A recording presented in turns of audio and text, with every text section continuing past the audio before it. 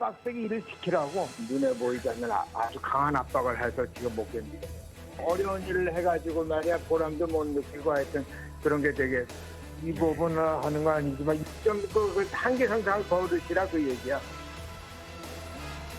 녹음 파일에 담긴 목소리, 남양유업 홍원식 회장입니다. 대기업 회장은 왜 이런 은밀한 지시를 내렸던 걸까요? 무슨 일이죠? 대리점의 물량 밀어내기, 자사 제품에 코로나 바이러스 억제 효과가 있다는 근거 없는 발표. 논란으로 얼룩진 남양유업. 그런데 책임론을 들어 자신의 사퇴와 회사 매각을 약속했던 홍원식 회장이 또 한 번 논란의 중심에 섰습니다. 육아휴직 여직원 부당 지시. 홍원식 회장의 부당 인사 지시가 담긴 음성 파일이 공개되자 공분을 불러 일으켰습니다.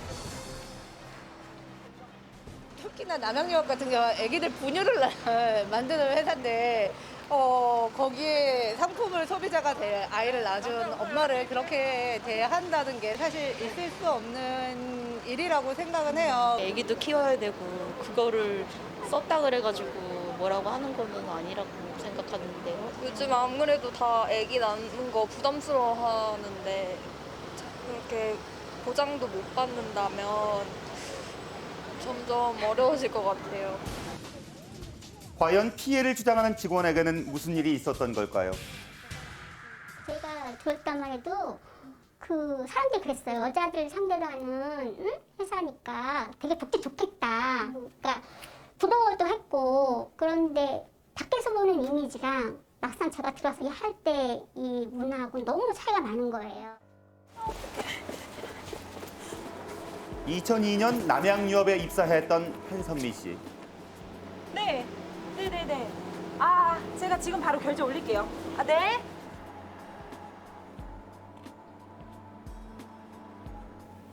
그녀는 주말도 포기할 만큼 헌신적으로 일했다고 합니다.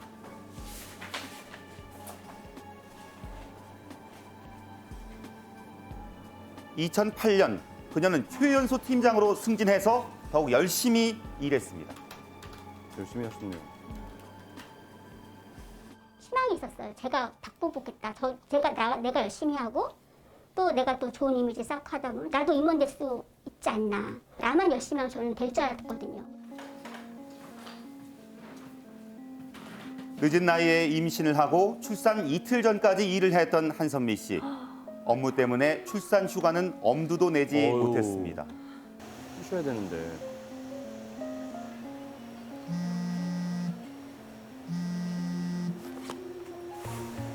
네, 여보세요? 한 팀장 어디야? 네, 회장님. 저 지금 장 보러 나왔는데요. 그래?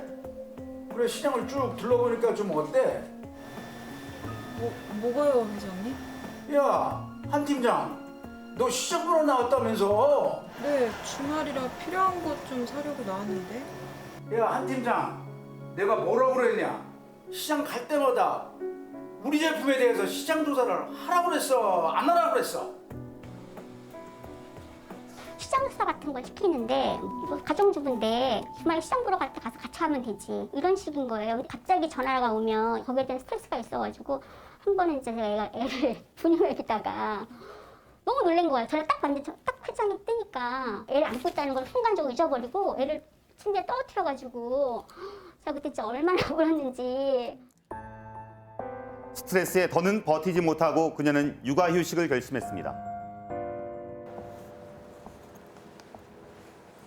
문제는 육아휴직을 끝낸 뒤였습니다. 안녕하세요, 선배님. 오랜만이네. 왜 그러세요? 떨떠름하네요. 한 팀장. 아니지. 이젠 보직해 힘들지. 육아휴직한 상태에서 보직 해임이 된 한선미 씨. 괜찮아요. 팀원으로 일하는 거죠. 그냥 다른 부서 가라. 네가 10년이나 넘게 팀장이었는데 부르던 사람 밑에서 어떻게 일을 해?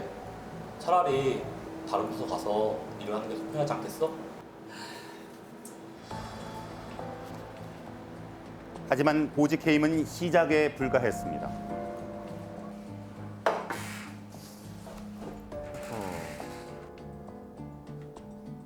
그녀의 자리는 출입구와 탕비실 사이에 마련돼 있었다고 합니다. 여기가 팀장 자리도 있고 팀원 자리가 이렇게 있는데 전 여기서 근무를 시켰어요. 탕비실 바로 옆에서.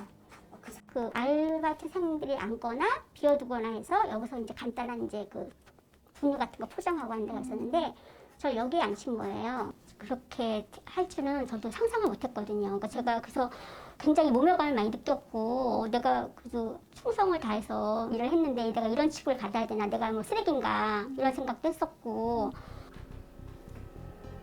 본래 자신이 했던 홍보 업무가 아니라 단순 업무에 투입된 그녀는 그 후에도 여러 부서를 전전하며 근무하게 됩니다.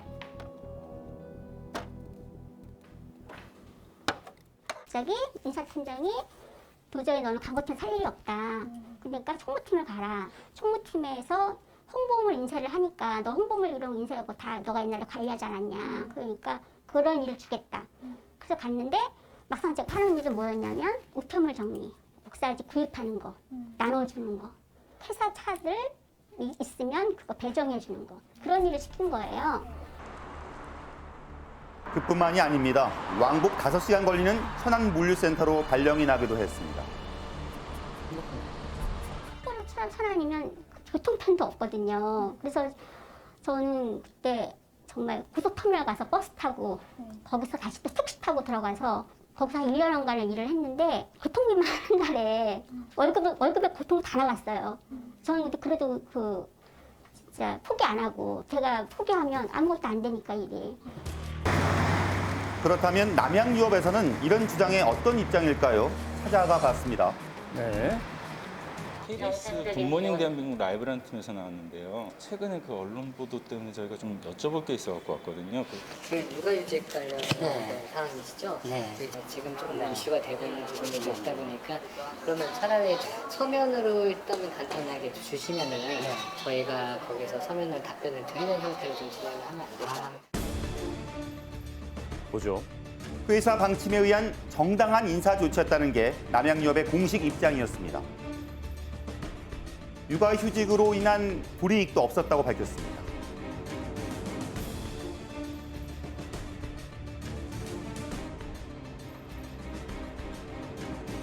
(2017년) 그녀가 낸 부당인사 발령 구제 신청은 기각됐지만 이후 행정소송 1심에서 승소했습니다.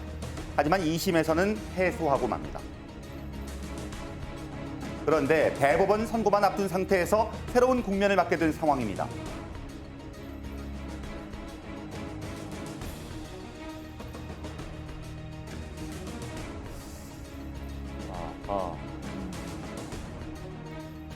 빡세게 일을 시키라고 눈에 보이지 않는 아주 강한 압박을 해서 지금 못 견디게 해요. 어려운 일을 해가지고 말이야 보람도 못 느끼고 하여튼 그런 게 되게 위법은 하는 거 아니지만 좀 그 한계 상상을 거르시라 그 얘기야. 그러면 그게 무슨 문제가 되겠어?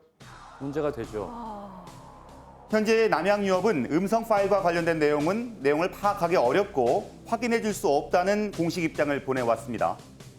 한마디로 군대 문화 상명하고 뭐 위에서 시키면 무조건 해야 되고 기본이 없다고 해야 되나요? 그러니까 개인의 어떤 판단으로 왔다 갔다 너무 좌지우지되는 것도 있고, 그러니까 그 규모에 비해서 회사 같다는 느낌이 안 드는 거예요. 아무쪼록 이 사건 잘 해결되길 바라겠고요. 누구라도 이와 비슷한 상황에 처하게 된다면 어떻게 해야 될까요? 전문가에게 조언을 구했습니다. 이러한 일이 벌어졌다는 것에 대한 일정한 입증 자료 같은 것들은 좀 필요하세요. 그렇기 때문에 부당한 처우를 받았다, 부당한 대우를 받았다라는 것과 관련된 증거 자료 같은 것들을 꼭 챙겨주실 필요가 있고요. 그다음에 이걸 어떻게 대처해야 될지 되게 막막하실 텐데 직장합질 119라든가 아니면 직장맘 지원센터라든가 이런 육아와 관련된 출산과 관련된 모성 보호와 관련된 내용들을 전문적으로 상담해주는 기관들이 꽤 존재하고 있습니다. 그래서 그런 기관들의 상담을 요청하셔서 이 문제를 어떻게 대처하면 좋을지에 대해서 상담을 꼭 해보셨으면 좋겠습니다.